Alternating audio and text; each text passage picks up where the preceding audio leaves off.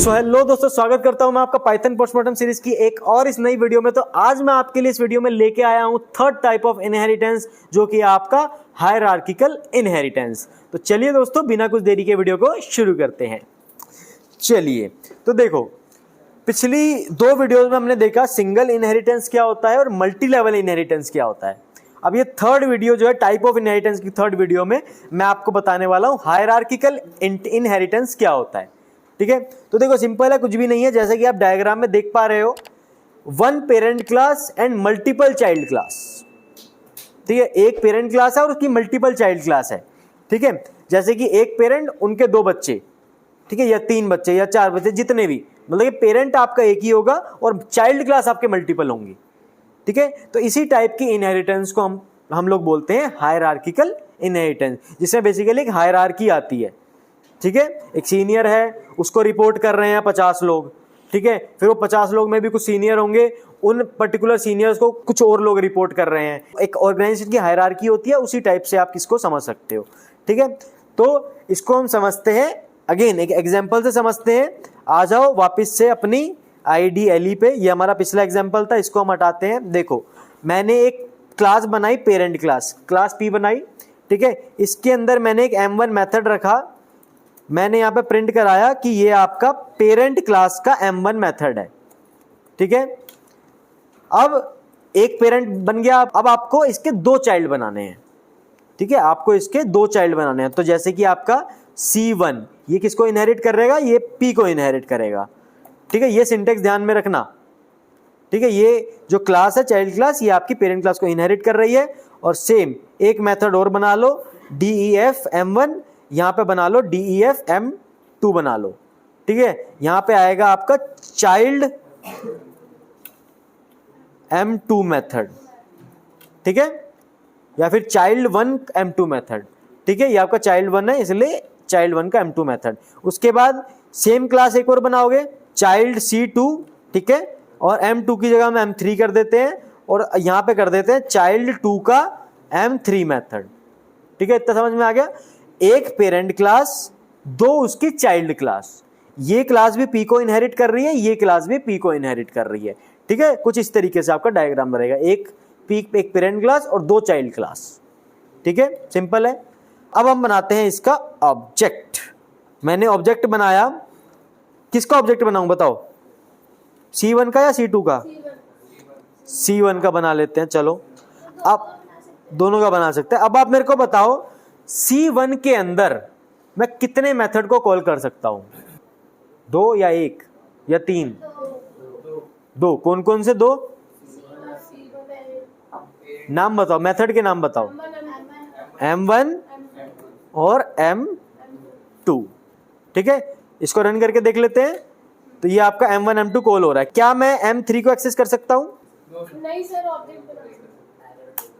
ये आपको एरर देगा। क्यों? क्योंकि M3 आपका C2 में है और C1 का C2 से कोई कुछ भी लेना देना नहीं है।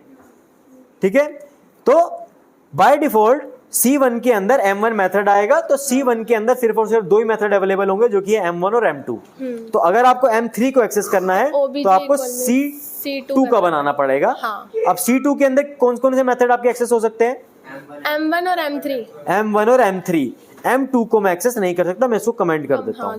ठीक है, तो M1 और M3 में चाइल्ड 2 से एक्सेस कर सकता हूँ। हाँ। ठीक है, अगर मैं M2 को एक्सेस करने की कोशिश करूंगा, सेम आएगा आपका एट्रीब्यूट एरर। हाँ, एरर आएगा।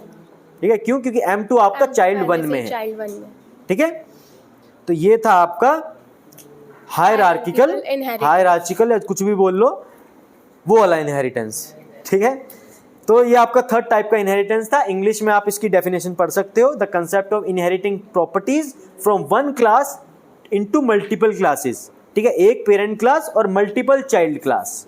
जब इस तरीके का सिनेरियो आएगा, तब हम उस टाइप के इनहेरिटेंस को बोलेंगे हायरार्किकल इनहेरिटेंस। ठीक है, तो ये प्रोग्राम मैं आपको करा ही चुका हूं कि C1 में कितने मेथड अवेलेबल होंगे और C2 में आपके कितने मेथड अवेलेबल होंगे। ठीक है, तो यही था आपका सिंपल सा हायरार्किकल इनहेरिटेंस, जो कि था आपका third type of inheritance.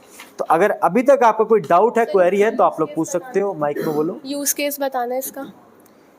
Use case कुछ भी हो सकता है, जैसे कि आप एक इंजन क्लास है मान लो। अब एक कंपनी है जो कि स्कूटी भी मैन्युफैक्चर करती है और बाइक भी मैन्युफैक्चर करती है, ठीक है। अब स्कूटी में भी इंजन लगता है, बाइक में भी इंजन लगता है। तो एक क्लास होगी इंजन, ठीक है, उसके दो चाइल्ड क्लास होंगी, एक स्कूटी एक बाइक।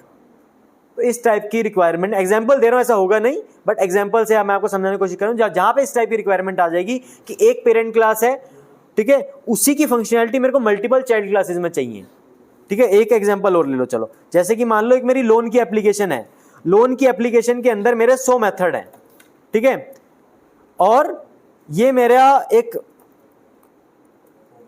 एक क्लास है होम लोन मान लो, ठीक है। ये मेरा पेरेंट क्लास है जिसके अंदर लोन है, ठीक है, ये मेरा होम लोन है, ये मेरा पर्सनल लोन है, ठीक है, पर्सनल लोन। अब ये आपका इनहेरिट करने वाला है लोन से, ठीक है।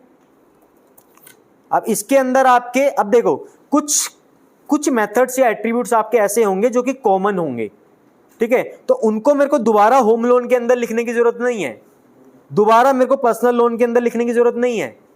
इस केस में मैं क्या करूंगा, मैं एक पेरेंट क्लास बना दूंगा, जो कॉमन मेथड्स हैं, एट्रीब्यूट्स हैं, उनको मैं लोन वाली क्लास में सेट कर दूंगा, और होम लोन को, पर्सनल लोन को, या जितने भी लोन्स हैं हमारे, उस क्लास को मैं अपने जो मेरी पेरेंट क्लास है मैं उससे इनहेरिट करा लूंगा।